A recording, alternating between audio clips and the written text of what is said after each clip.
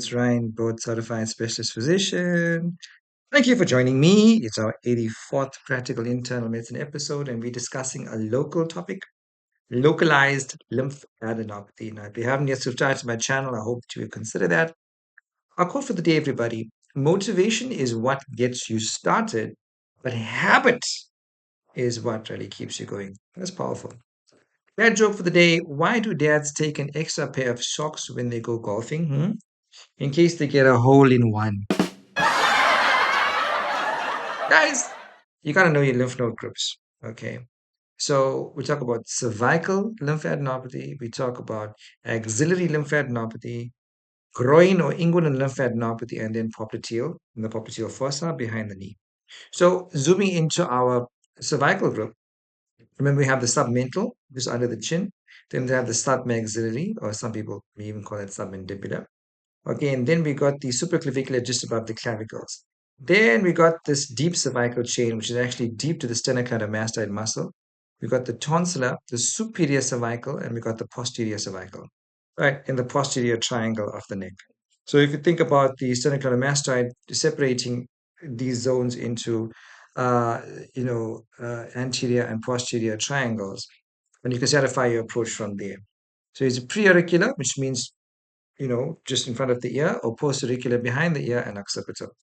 Right, so submental, submandibular, this is the deep cervical chain, supraclavicular, posterior cervical, right? Preauricular, postauricular, occipital, and this is going to be superior cervical and posterior cervical. Right, so axillary, there's different groups, right? There's four groups. There's the medial, the lateral, and the posterior and apical. Okay. And then you got the popliteal, which is obviously behind the knee. And inguinal, as we know, there's the horizontal group and the vertical group as well. All right. So it's important for us to know this, guys. And not just to know the locations, but the character of the lymph nodes. Is it shorty lymph nodes? Is it firm? Is it rubbery? Is it fixed to underlying structures or overlying skin? Is it matted? Then you're thinking more like an exudate, which is conglomerating lymph nodes together, like in TB lymphadenitis. Okay, localized lymphadenopathy, guys. The big branch point, is it reactive or is it neoplastic? So, reactive implies that there's something inflammatory or infectious going on. So, inflammatory, think about allergy, acne, even insect bites. But infectious, thinking about most likely something bacterial, like especially in the area that that lymph node group drains, right? So it could be pharyngitis. If you're looking at cervical lymphadenopathy, it could be cellulitis, could be lymphadenitis, which is infection of the lymph glands themselves, right? TB can do that, okay? Or is it neoplastic? And then we're thinking about lymphoma versus others. So lymphoma is a malignancy of the lymph tissue. Okay, you get different stages, and of course, we divide that into non-Hodgkin's and Hodgkin's. But non-Hodgkin's is a variety of different types. So you get plasmablastic, you get Burkitt's, you get Castleman's, you get diffuse large B cell, primary fusion lymphoma, and so forth.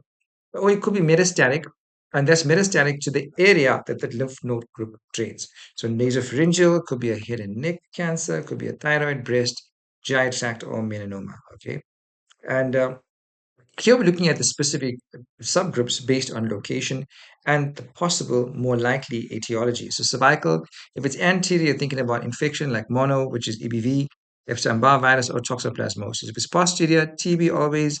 So TB and lymphoma should be in the differential in all of these groups, to be honest. Sarcoidosis as well.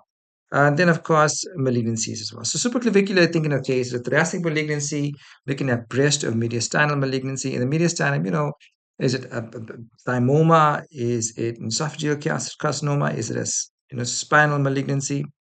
Lungs and esophageal cancers. Abdominal malignancy, think about Virchow's node. So Virchow's is an enlarged supraclavicular lymph node, usually on the right or the left, I can never remember, but it is indicative of gastric carcinoma or bowel carcinoma, okay? And then axillary lymphadenopathy infection from the arm or thoracic wall or the breast, or it could be cancer in the absence of infection in the upper extremity.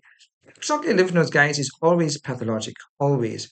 In fact, it makes me think about the so-called sailor's handshake. In back in the year when sailors used to dock at land, and then they'd like to obviously have some philanderous relationships with the woman of the night.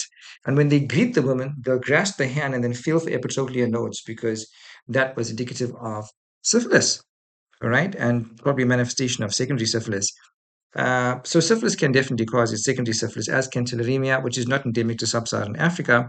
Sarcoidosis, lymphoma, and infection. Inguinal stuff, thinking about leg infection. Big one is sexually transmitted infection. So does the patient have a genital ulcer? Do they have a vaginal or a penile discharge? And of course, cancer.